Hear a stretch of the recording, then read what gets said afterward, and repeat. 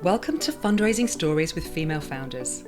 I'm Julia Elliott-Brown, the founder and CEO of Enter the Arena. I'm a serial entrepreneur and an expert in raising investment and business growth. Our mission at Enter the Arena is to empower female founders to fly through pre-raise and investment and onto the exponential growth of their business with investment expertise and business coaching. Here we share the stories of inspirational female founders who've raised investment to inspire you to do the same. You'll hear their honest accounts of what it was really like to secure funding, the highs, the lows, and the challenges they experienced on the journey. And along the way, we'll discuss top tips for how you can be successful too.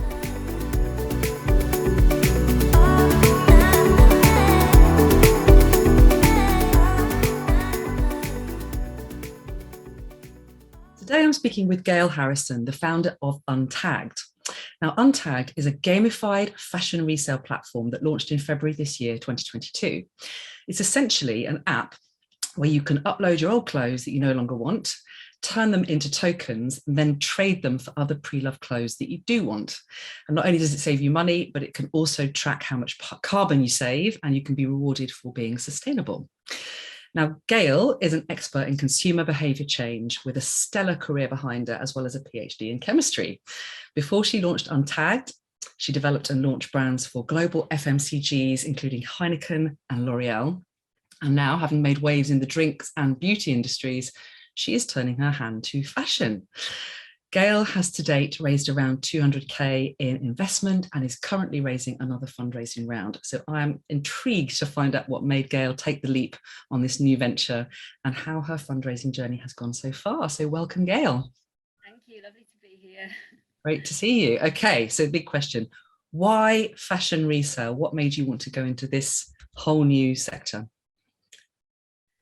I think there were a few things that sort of happened at the time. So I wanted to leave my job. I've gone straight through from university, then I did a PhD, and then straight into work and worked my way up through these sort of corporate ladders. And it sort of got to a point when I was approaching 40. I just thought, actually, I don't really want to be doing this anymore. It didn't feel like I was really sort of learning very much anymore. And maybe I'd sort of reached the peak of where I thought I was going to get to in these big businesses. So it felt like it was time for a change, and a few things sort of aligned to help that decision along the way. And fashion resale was something that I personally was becoming more and more interested in. Well, the truth is I had a fashion shopping habit. Problem, you could call it. I was just buying too much stuff and starting to feel like this is getting out of hand. I need to do something about it. So I'd started trying to use fashion resale sites like eBay and was just rubbish at it. I was buying things and getting them and they weren't right, they didn't fit, or they were just terrible. I'd spend hours on there and never get anywhere with it. I just thought there's got to be a better solution to this, and I thought I'd go away and make it. Wow, amazing. I mean, actually, it's quite a common story, I think, that I hear from women that sort of who have been in that corporate world and then take that leap when they're around 40. It's really interesting. I mean, the average age of an entrepreneur is, I think, around 44, 45. So I think we have this impression, don't we, that kind of all these entrepreneurs are super young, and actually it's not really the case. And I wonder on the women thing, if that ties in with family, because certainly for me, I mean, I at that point, I adopted a little boy and really knew that I needed to be able to have quite a flexible working arrangement to settle him in. And, you know, I mean, you do anyway as a new mother, but I think probably even more so when you're adopting, because you just don't quite know how things are going to go. And the business I was working in at the time was not offering any kind of flexibility. And I'd been there for a really long time, was in quite a senior position, but it was kind of like, no, you need to move and live in a foreign country and you need to be full time, and it just wasn't going to work. So I just thought, right, that's the time. That's what I need actually to give me the push to leave. Yeah. So it's interesting you say it's women around 40. I wonder how much of it is due to that. So common. It's the corporate world's loss, actually, and the entrepreneurial world's gain, because we're getting so many incredible women who are taking that leap. So well done for making the leap. It's not easy. So tell us a bit more about Untagged then. How did you, so you had this idea, or you recognized that there was a problem. How did you then develop it and take it through to kind of getting it off the ground? it's evolved a lot over that time. So the idea has changed significantly, I would say. So in the beginning, the idea was, so we're all sitting on these huge wardrobes of stuff, and a huge percentage of what's in our wardrobes is not worn. So the original idea was about, could we find ways to sort of create these shared wardrobes, where we would kind of lend clothes to each other in our communities, and sort of get as much use out of what was, we have so many things that we sort of save for special. Well, why don't you let somebody else wear that some of the rest of the time? So that was sort of the original idea. And then COVID hit, and people were like, I'm not sharing my clothes with anybody. And then it sort of evolved a bit more into more of a resale platform. And what I'd found out was, I guess there were sort of 2 or 3 sort of key things that were holding people back with using resale platforms. One was that they're really sort of transactional and boring. So if you think about eBay, and people talk a lot about sort of doom scrolling on eBay, that, before you know it, an hour has gone and you've still not got anywhere. And actually all the sort of resale sites that are out there are still structured in the same way as eBay. eBay was launched 30 years ago, and the market hasn't really changed the way that they do it. So there was a bit around, well, there must be a way to make this more fun and interactive. And then the second thing was this financial burden that people have with shopping secondhand, that we're so used to when we shop new that we can return things for free, and people will just overorder and then return what they don't need. But with secondhand, you generally can't return things. So people worry about the money that they might waste on buying things.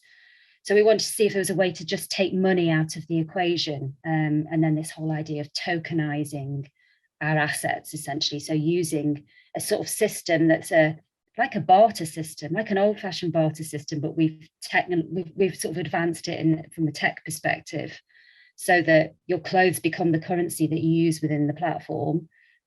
Was a nice way of sort of taking the money out, and then the whole thing evolved around how do we make it fun, and then we came around sort of gamification and sort of turning the whole thing into a game, in the way that, if you think about things like Fitbit or Strava, how they've gamified exercising. So you've got this group of people that know that they should exercise, they want to do it, they know it's good for them, but still find it really hard. So let's make it fun and get you to complete challenges.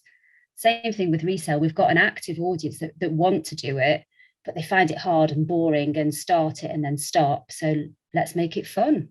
So that's sort of how it's evolved over the last couple of years. Great. I love that. I can imagine that would really appeal to a lot of young people.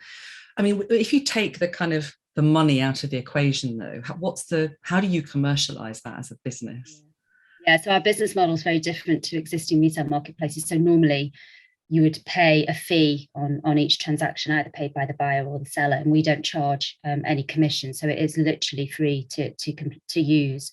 But we've turned to the sort of gaming world, because we are a gamified platform, where you can, those in-app purchases, essentially. So our in-app currency, you can top up your token balance if you haven't earned enough, or you don't want to play the game, you just want to have the tokens there and then, so you can buy those tokens. And there are a number of other ways we're looking at, other revenue streams that sort of revolve around brand partnerships and in-app advertising, but really looking to the gaming world rather than the sort of eBay marketplace world as to the different revenue streams. Yeah, very clever. So building the marketplace and then commercializing it once you've got that. Yeah. Amazing. So, okay, great idea. Love the way it works. So let's talk about funding then. So right at the beginning, I know you did a friends and family round. Tell me what that was like. Oh God, it was horrible. It's the worst thing, isn't it? Having to go out and ask your friends for money. I mean, it was so I was lucky when I left my business, I got a redundancy payout. So that was a key thing in giving me the nudge, and that from a financial perspective, I had a little bit of security. So I didn't need to go and get a job initially, and I could work on this full time. So that sort of ticked me over for a little while, but it soon goes. So it was like, okay, I need to get a bit of money behind me to be able to build some kind of platform. And we were building a white label platform, taking tech that already existed. So it didn't cost a lot. And I mean, the reality is I don't come from a family with lots of money. So asking parents for money was really hard, and I'm literally tapping into their their retirement fund. And they've been amazing all the way through, and they did put some money in. And then sort of trying to find out who else can help. And it was a really small group. So I think there were four investors in total at that point, and we raised just under 50k, which, you know, you hear of all these people raising millions through their first friends and family round. You're like, oh my God. So it was 50k that we had, which I managed to eke out for about 18 months. I mean, really being careful and thinking about how you can sort of do things really cleverly. So they were brilliant, but all the time you're sort of thinking, I've got to be able to get them their money back. This is such a risk that they've taken for me. And through over the course of the last 2 years, there've been so many times when I thought the business was going to stop. You know, COVID hit, and you're like, oh, we're never going to get this off the ground during COVID. And you just managed to get through it and raise a bit more money. And then the next sort of stage comes, and each time it's like, oh no, they're never going to get their money back.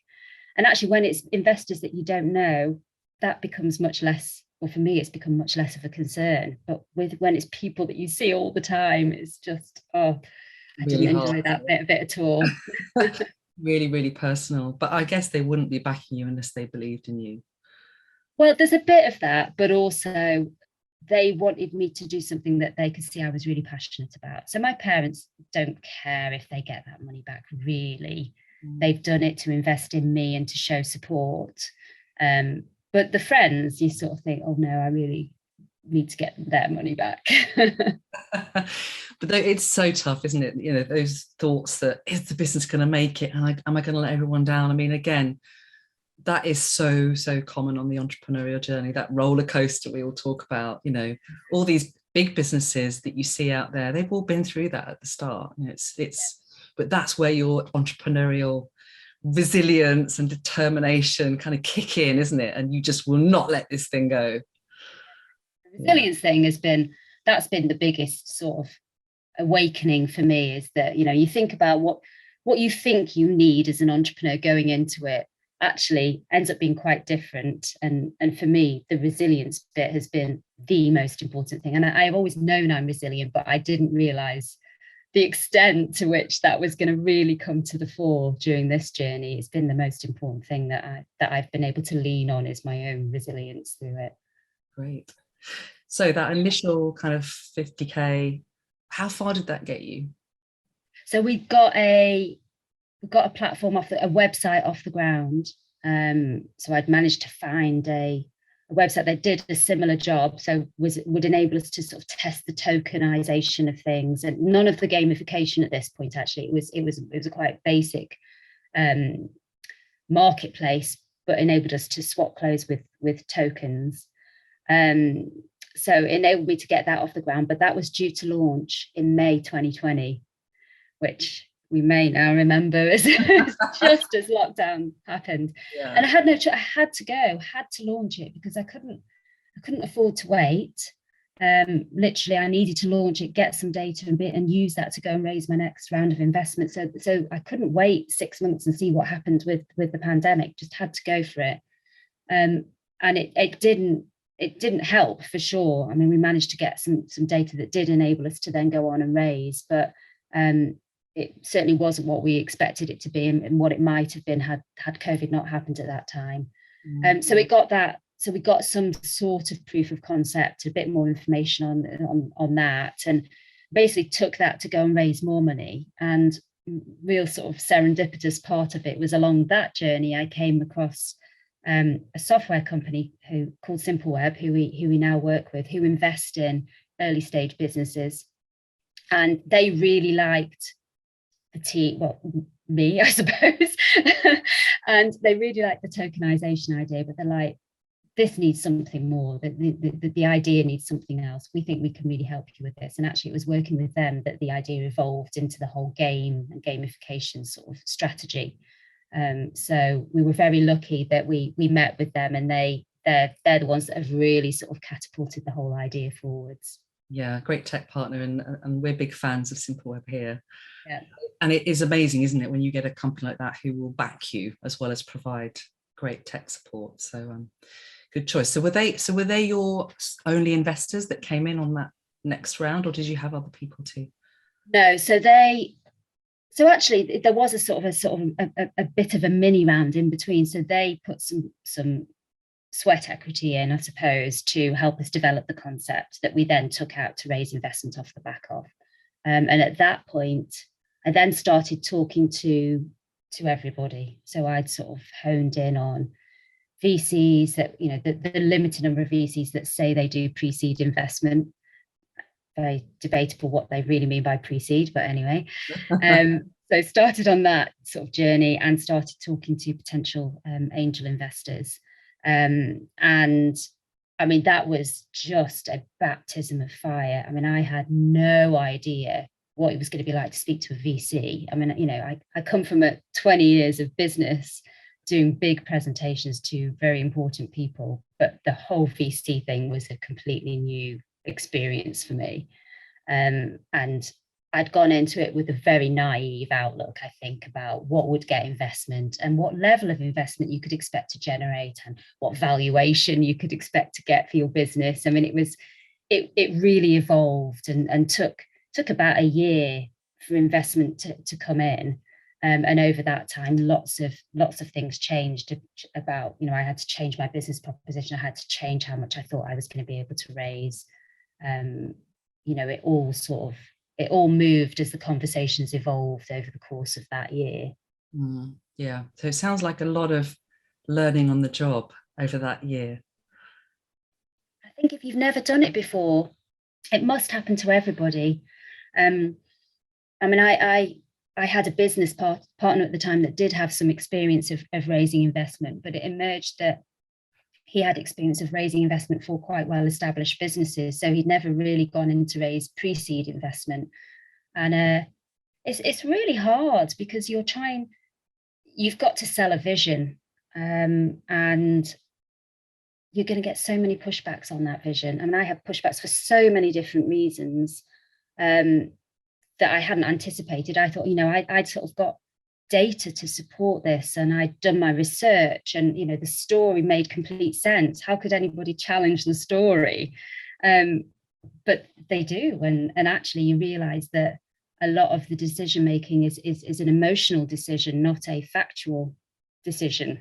And I wasn't expecting that. I thought, no, I know how to present data, and that's what I've done for 20 years, but actually didn't really matter in the end. They were buying into me or the vision, or whether they just were interested in that area or not. So it was quite a surprise. Yeah, I imagine a baptism of fire. And I think, again, it's a very common story. And I hear it from, we work with female founders at Enter the Arena all the time, where people have kind of spent a year kind of doing it and learning, sort of making lots of mistakes along the way. And actually, I'll be quite honest now, I think it's better if you can get the right kind of support as soon as possible to help you shortcut some of those things, or all of those things if possible. Because like you say, no matter how experienced you are, it is a whole new world, like understanding how investors think, the language that they speak, what they're looking for. There's a lot to get your head around. Yeah. And I mean, you sort of know that, ideally you have this sort of founding team, that there's a few of you, and somebody will have some business experience and somebody will have some startup experience, and you bring together all of that, and that's what generates success. But you can't just pull a co-founder out of out of thin air. So that was the big thing that I was told all the way through that raise, was that you won't get investment as a solo founder, particularly as a solo female founder. You have to have a co-founder. Right. I was told this time and time and time again. Who was telling you that? Investors were telling me that. Or actually at pre-seed, when you would fill in a form, you couldn't even get past certain stages unless there was more than one founder. And so the problem with all of that is I really started to doubt myself, because I actually know I know now what my own capabilities are, and it would be great to have a co-founder, but I haven't got one. But that's not going to stop me. I can do this without a co-founder if that's the way it has to be.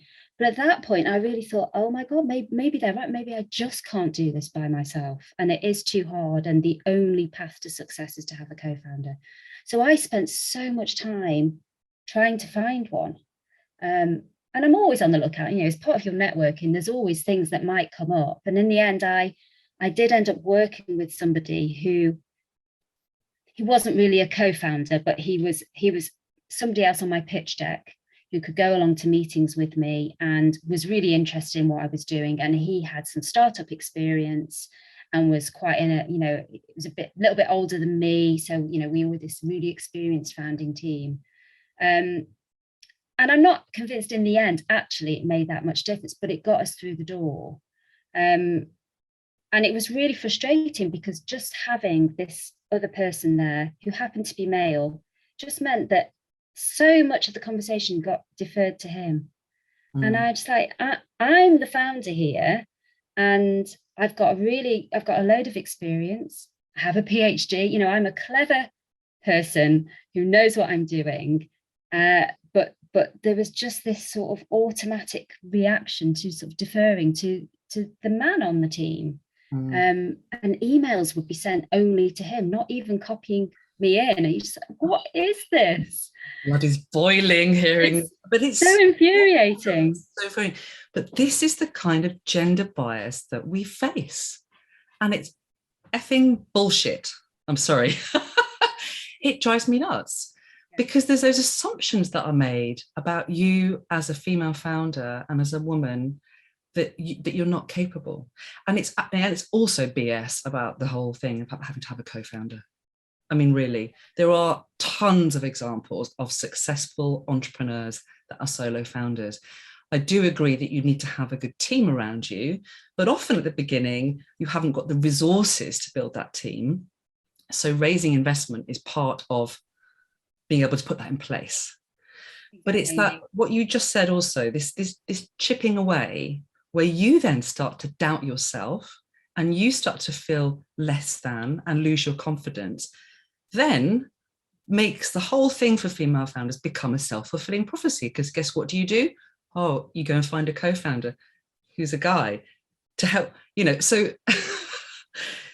it drives me nuts. So investors listening to this, please, this has to stop. You're so capable, Gayle. Well, and now actually, so now I've gone beyond that and did raise that round of investment and took the decision to not continue working with my business partner, because I could see that actually he wasn't the right fit for the business and we weren't working that well together. And I believed at that point, I've got some money, I can do this. And now the conversations I'm having with investors, the solo founder thing isn't coming into the equation. And what they're saying actually is that they're really impressed by me. Like, oh, that's interesting. You weren't impressed by me when I came around a year ago. So what's the shift then? What's the shift that has made them think differently about you? Well, I think, so partly we're still going. So we have booked the trend and we've raised a bit of investment and the business is still going and I've built something and I'm still here, still banging on doors. So that there's a certain amount of sort of resilience there. And I definitely think I've grown in confidence through the whole process. I mean, I'm 2 years in, I do know my stuff. I can talk a good game around my business. And, I've tried the co-founder business partner thing, and I know that it wasn't adding any value. So now I believe that I don't need to do that. And also I am now I have got a bit of money. I have started to build a team. So I actually have 2 amazing women. So we're a full female founding team now. I have an amazing CMO, an amazing CTO, 2 women who really love what we're doing and are really experienced. And we feel powerful, we're like, we can do this, we can show them. And actually, one of the investors I'm talking to at the moment, it's a blockchain company. What they're particularly interested in is that it's 3 women in blockchain. And you're like, God, that's a turnaround, isn't it? That's working in your favor. Interesting. Yeah, but that confidence piece, isn't it? That when you exude confidence, then people are confident in you. That shift is really amazing. So how do you do that? I mean, that's so, because that for me is is what I think, and this is a massive generalization, but what I think men are really good at is exuding that confidence and that belief and the vision. Whereas I think, certainly me, I want to be able to prove what I'm saying and have hard facts and data, and actually no one really cares about the data. What they care about is this an amazing, do I believe in this amazing idea and that you can make it happen? So, you know, what I'm at the moment in an interesting situation where we have some data, but not lots of data. And that becomes a really tricky spot to be in, because you start off raising money with no data. And actually people buy into the idea and think, oh, this sounds quite good. Come back when you've got some data. And then you go back with some traction. But then it's like, oh, but it's not enough traction. You're like, you just can't win. You know, when is the best time to go out for investment? Is it with a bit of data or with no data? Or are you expected to just wait somehow miraculously until you have loads of data? I mean, but you can't do that. It's partly about finding the right fit, isn't it? I think there are those people that will be prepared to invest in your idea stage and will buy into that. And the further along you get, as you say, data does become more important. When you start to get up to a kind of Series A level, when you're raising like 3 to 5 million, it's all about the data, you know, because then it's about churning a sausage factory machine, put money in one end, money comes out the other. But yeah, that bit in the middle, it's that kind of little grey area. So you know, and that is the classic response from people. Come back when you've got more data.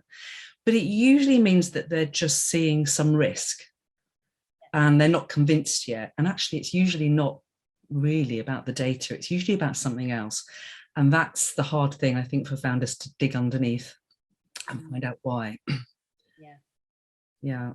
But getting that confidence early, I mean, it is interesting, isn't it, how us women need different things to give us that confidence. And I think it's about, we want to feel armed. We want to feel like we've got all our ducks in a row. Like you said, data, we want to have a shit hot pitch deck. We want to have the most amazing financial forecast. We want to have it all really good. But in my experience, sometimes with women, actually, it's just having the right people around you that say, you are good and this is brilliant and you should go for this. And that sometimes can be the pivotal thing that can lift you from being unsure to being like rock solid. Yes. Yeah, getting to that point where you can have a team around you, or you found the right advisors to advise you. Because if when you go into fundraising with any kind of self-doubt inside you, it just shows up in all sorts of ways. You know, so that self-doubt needs to be worked on before you can be really ready. And yeah, I think often us women we do need to work on it a bit more, mostly just because we've been conditioned from the minute we were born about how to behave, what to say, how society thinks about us. You know, there's a lot of unraveling to do there that isn't our fault, but we have to unravel it. Yes. And unfortunately, it seems that the expectation is that we do the unraveling, not that the people we're speaking to might think differently about what they're hearing from a woman. So once again, it's all down to us to behave in a different way, or, you know, to present ourselves in a different way. Yeah, I agree. It's very frustrating. I mean, I think it's about stepping into your power. It's not being somebody you're not, but it's just making sure that the best of you shines through. And the more progressive investors are trying to meet halfway, we have to do that. But there's some simple many simple things. You know, I see all the time networking events that are set up in central London in the evening over beers. And every time I will go back to the organizer and say, why are you doing that? Because most women I know who are founders, that doesn't appeal. We can't do it. We've got families, we've got stuff to do. Make it during the day, because we're working and we want to network, but it needs to be, you know, at 10 o'clock after we've dropped the kids off at school. Of course, not all female founders have kids. And of course, male founders have kids too. But there is we all recognize that as women, we tend to pick up the lion's share of those family responsibilities. Yeah. So, you know, we've got a long way to go. We could talk about this for hours. So you got that second fundraise. I mean, how did you find those angels in the end? Because you said, "Oh, I speak to everybody," but what your In the technique? end, What really worked for you? in the end, it was a bit of luck, which is what I think always happens. So there were two things that happened. One is we got a VC that wanted to invest.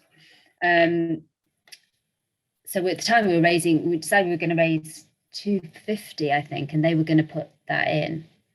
And I went quite far down the line with them. And that was quite useful to actually be able to, when talking to other investors, I've got a VC that wants to invest and they're going to put 250 in. In the end, I decided not to go with them because they wanted to take too much. So we were going to have to sort of basically give back a significant proportion of the raise into paying to use their workspace or paying to be part of their accelerator. And you just think this is bullshit. This is a pre-seed investment. And actually, I think I did the sums and it was something like 40% of the money was ultimately going to go back to them in all these different fees and ways that they were subject. And some of those things would have been really useful, but actually what I needed was the hard cash to go and build a platform. So I decided not to go with that investment. And then there was another angel who I'd spoken to, literally a friend who works for a family office, who I'd spoken to when I first set up the business, like a year, 18 months previously, who'd been really nice, but was very clear that this is not the sort of thing the family office invests in. So I never saw her as an investor. And then all of a sudden she came back and said, actually, I've remembered you. And if you're still going, I'd really like to talk to you about it. And then very quickly that turned into investment money. So I think, that's such a huge learning, is that you never know when a conversation is going to turn into something. I had completely discounted that. She wasn't even on my list of people to go and approach again. And then it just came back around. So yeah, I guess and ultimately I got lucky. There was a shitload of other stuff I tried that led to absolutely nothing. Angel meetings and angel platforms and God, all this stuff that literally came to nothing, and all the VCs, other VCs. But it was the right decision to walk away from the one VC that was going to invest and to just scale it all back and just do it the way I wanted to do it. And now we're going back out and trying again. Yeah. It's tough, isn't it, knowing which way to go? Hard walking away from money. That's a really hard decision. But ultimately, they just wanted too much. And part of probably one of my downfalls is that for me, fairness is really important. And ultimately, I just didn't think it was fair. It just didn't feel right. And so, yeah. You've got to have a good gut feel about it. So with this raise then, what sort of size raise are you hoping for this time? So we've gone out trying to raise 750. And it's been really interesting. I think always when you're going out and raising, you end up having a number of different options. So all the way through, I've had sort of two decks, the big raise deck and the small raise deck. You sort of decide which one you're going to use with different investors. So we've gone out raising 750 and actually started off talking to VCs again. So I got some really great intros straight in with VCs, so not filling in forms online or sending them pitch decks that I just don't think do anything. Direct introductions to these VCs. And there was a lot of interest at the start in the idea. This is really different. The gamification is really interesting. Tokenization is really interesting. We sort of turned the proposition into much more of a tech play. So really starting to understand where blockchain would play a role and making that a sort of more central part of our proposition. So there was a lot of interest in all of that. But ultimately, it was just not quite enough to get us over the line. So, the first 3 or 4 months, I was like, oh my God, I'm going to raise this money. No problem. It's going to be done just like that. And, we're going to get a couple of VCs who are just going to put the whole lot in. And then none of those happened for various reasons, but generally just that they liked the idea, but needed a bit more comfort that it was going to work. So product market fit, they needed more information on that. So now we're taking a different approach, which is, okay, what we need is angel investors. So what VCs will say to you is, what you need is angel investors.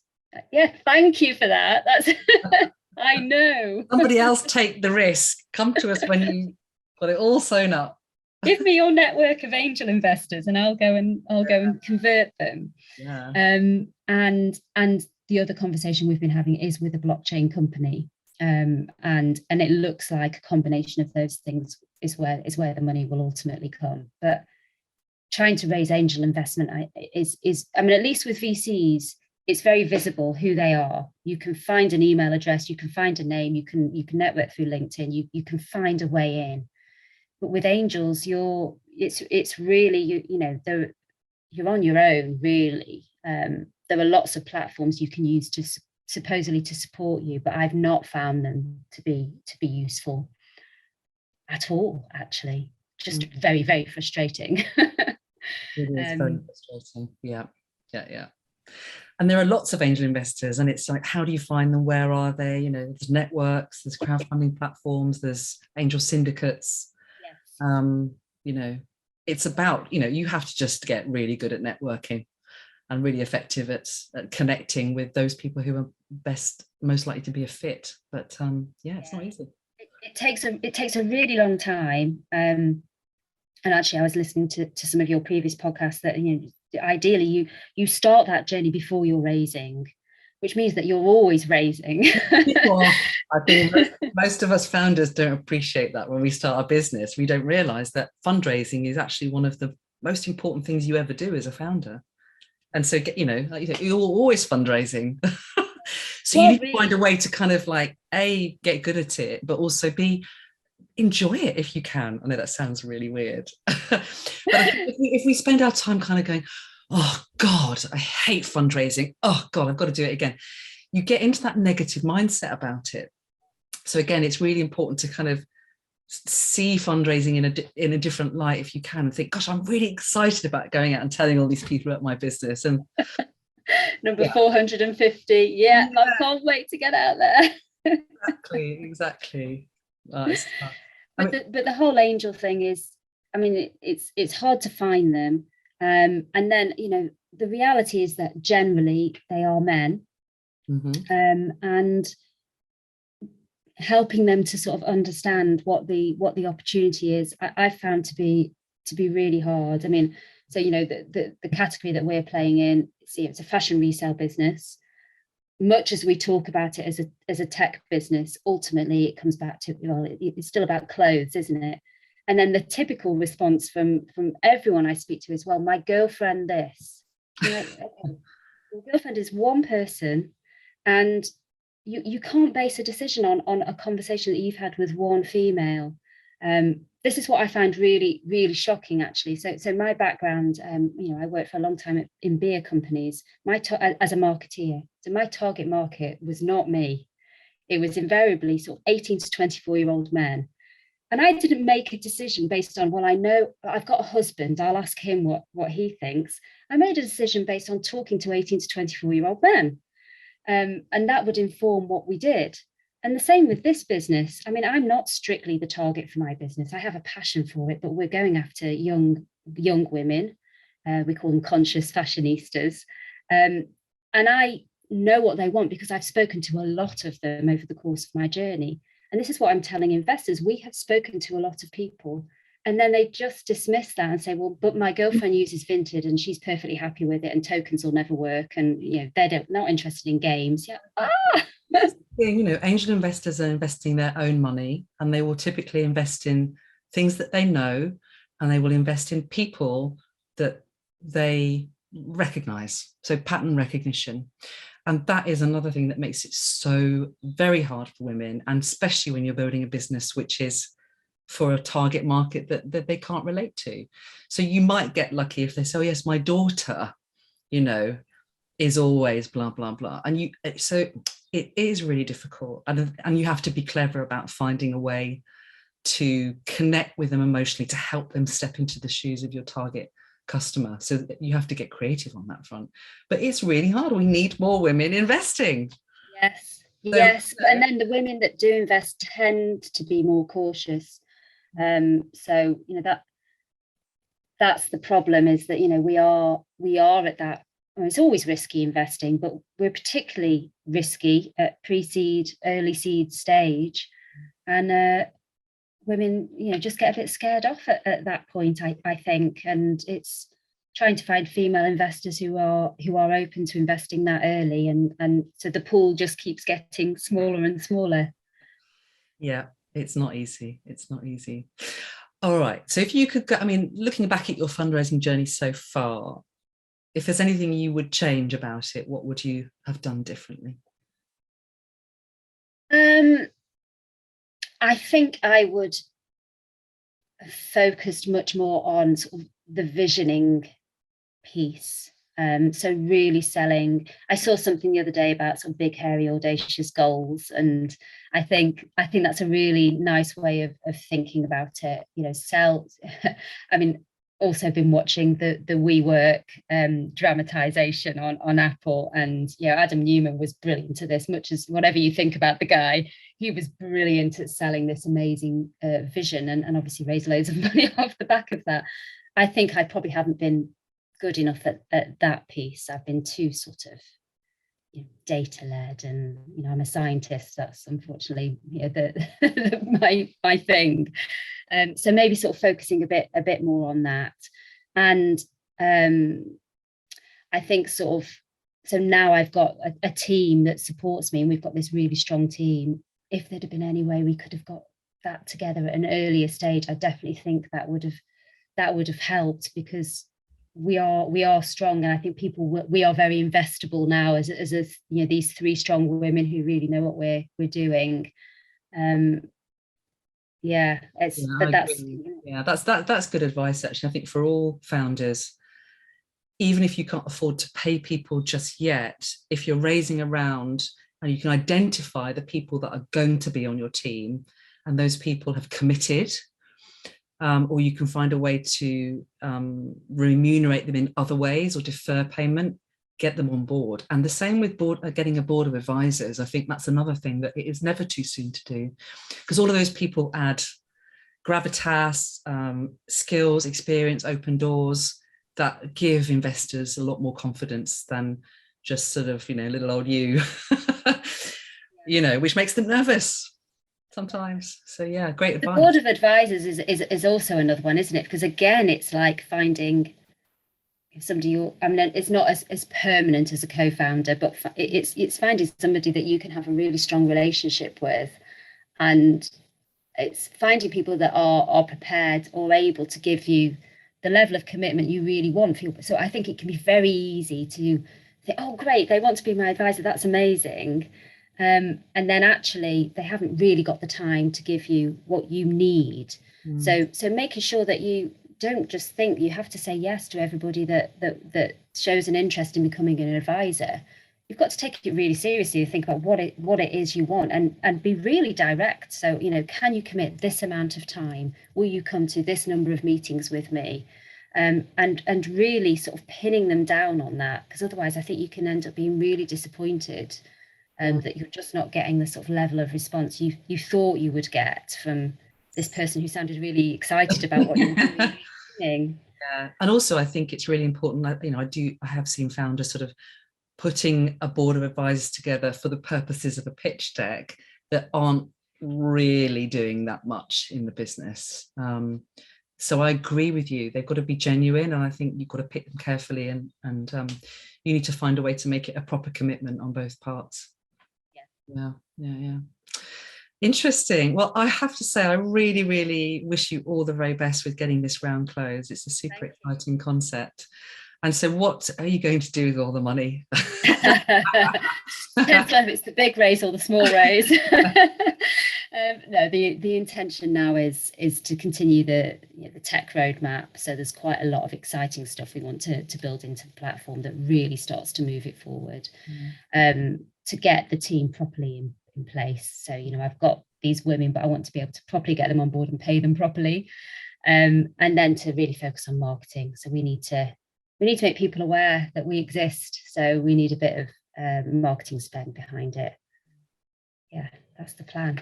Great. Well, I wish you all the best. It's a fantastic endeavour, and it looks like you're having lots of fun doing it. So And that's what I would say, is that I have learned more in the last 2 years than I learned in the last 20 years. It's been such a brilliant learning curve, and it's really exciting. You know, the sort of conversations you have with people, it's a whole new world. It's brilliant. I wouldn't have changed it for anything. It's bloody hard, much harder than I expected. well, thank you so much for sharing your story. Really appreciate it. Thanks a lot, Gayle. Thanks for following Fundraising Stories with Female Founders. This content is all provided to you for free, so if you've enjoyed today's episode, please subscribe so you never miss another one. Enter the Arena has helped hundreds of female founders fly through pre-raise and investment and onto the exponential growth of their business. Our first-hand experience, expert guidance, and proven programs help female founders unleash the Wonder Woman inside. To see if we can help you do the same, head over to www.enterthearena.co.uk. I'm Julia Elliott-Brown, and I look forward to talking with you soon.